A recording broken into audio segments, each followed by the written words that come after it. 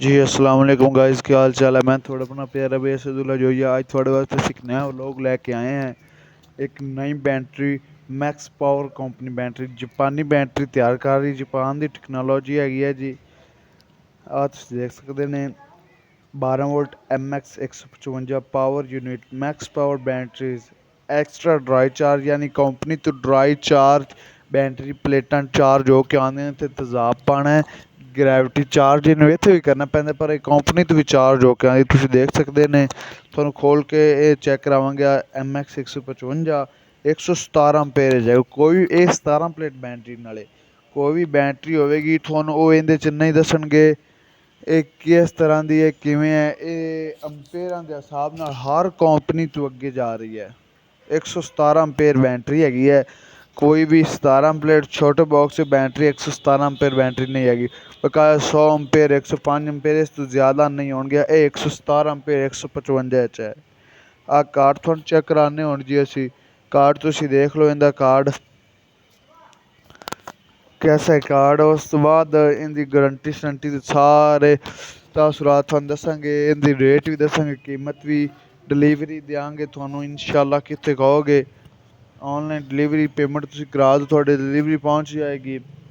आप देख सकते हैं डीलर का नाम battery type battery code number खरीदार का नाम पता है सब कुछ का बैटरी कार्ड के उत्ते दिता हुआ होंदा है। 6 महीने इस कंपनी की गारंटी की 6 महीने मुफ्त तब्दीली की वारंटी।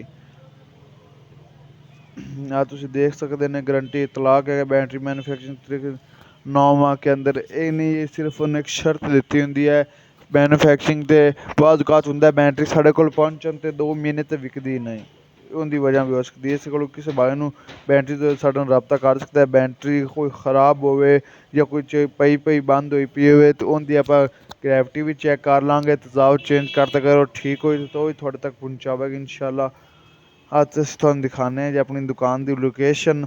उस बाद बैटरियां 2 चार्जिंग ते लगियां खड़ियां होईयां। 585 वाट की प्लेट है। आपां मैक्स पावर बैटरी चार्जिंग ते लगा के उतार दित्ती हुण। आप देख सकते हैं दुकान की location Al Medina battery and solar system के नाम तो दुकान हैगी मकलोडगंज। किसी भाई नूं बैटरी की जरूरत हो साडे नाल राबता कर सकता है। बैटरी आप मैक्स पावर 155 चार्जिंग हो चुकी है। उस बाद बैटरी दूसरी चार्जिंग ते लगाई है। आप देख सकते हैं बैटरी की ग्रैविटी चेक की गई। बैटरी की ग्रैविटी चेक करने तो बाद बैटरी उस बाद चार्जिंग ते लगा तो दस जाते बैटरी का किहड़ा सैल खराब है या ठीक है। किसी भाई ने किसी चीज़ की जरूरत हो साडे नाल राबता कर सकता है। Al Medina battery and solar system. साडे कोल हर तरह के टायर की ट्यूब भी होंदी है तार भी मिल सकती है। ओके जी अल्लाह हाफिज़ अस्सलाम वालेकुम।